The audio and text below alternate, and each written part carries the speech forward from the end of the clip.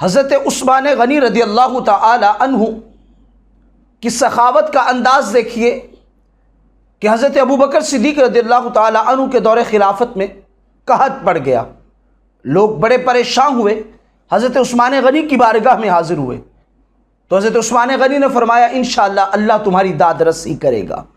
شام کے وقت ایک قافلہ جو مدینہ کی سرحد پر آن پہنچا، جس میں 100 اونٹ جو سامان سے لدا ہوا تھا، 100 اونٹ لدا ہوا سامان کا جب سرحد سے آگے گزرا تو جتنے تاجر تھے انہیں پتہ چلا کہ سامان جو کھانے پینے کا ہے وہ شہر کی طرف آ رہا ہے، تو لوگوں سے یہی وقت ہے زیادہ دام وصول کرنے کا۔ وہ شہر سے باہر نکل کے قافلے کو آگے سے روک کے کہنے لگے آپ ہم سے 2 گنا قیمت وصول کر لیجئے اور یہ سامان ہمیں دے دیجئے۔ حضرت عثمان غنی رضی اللہ تعالی عنہ کی بارگاہ میں عرض کیا گیا تو آپ نے فرمایا یہ صرف 2 گنا دے رہے ہیں، سنو مجھے 2 گنا نہیں چاہیے، میرا سودا اس ذات سے ہو چکا ہے جو مجھے 10 گنا عطا کرنے والی ہے۔ ان لوگوں نے کہا وہ کون ہے جو آپ کو 10 گنا دے گا؟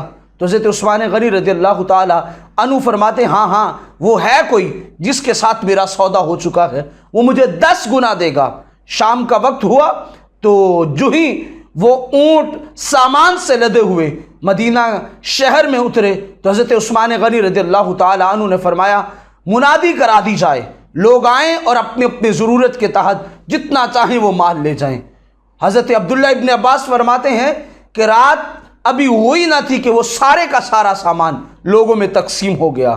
حضرت عثمان غنی رضی اللہ تعالی عنہ سے جتنے تاجر تھے وہ کہنے لگے اے عثمان تو کہتا تھا میرا سودا ہوا ہے وہ 10 گنا نفع مجھے دے گا جس سے سودا ہوا ہے۔ فرمایا ہاں وہ 10 گنا دے گا۔ کہا یہ تو لوگ ویسے اٹھا کے لے گئے۔ فرمایا تمہیں سمجھ نہیں آئی، میرا رب قرآن میں کہتا ہے من جاء بالحسنۃ فلہ عشر امثالھا، جو میری راہ میں 1 خرچ کرتا ہے اللہ اسے 10 گنا عطا کرتا ہے۔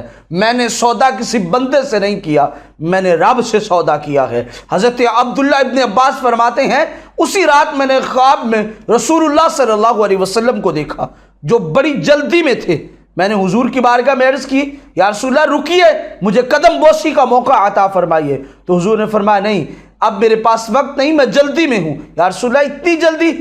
تو حضور نے فرمایا اللہ رب العزت کو عثمان کا صدقہ و خیرات آج اتنا پسند آیا، اللہ نے عثمان کا حوروں سے نکاح رکھا ہے اور اللہ نے مجھے بھی فرمایا کہ تم بھی اس میں شامل ہو جاؤ۔ گویا درجہ قبولیت دنیا میں رہتے ہوئے ہی حضور کی اس بشارت کے صدقہ سے ہمیں نصیب ہوا کہ حضرت عثمان غنی رضی اللہ تعالی عنہ نے اللہ کی راہ میں خرچ کیا تو اللہ کے محبوب نے حضرت عبداللہ ابن عباس کے خواب میں آ کے انہیں بشارت دے دی کہ وہ اس درجہ پہ قبولیت پا گیا ہے۔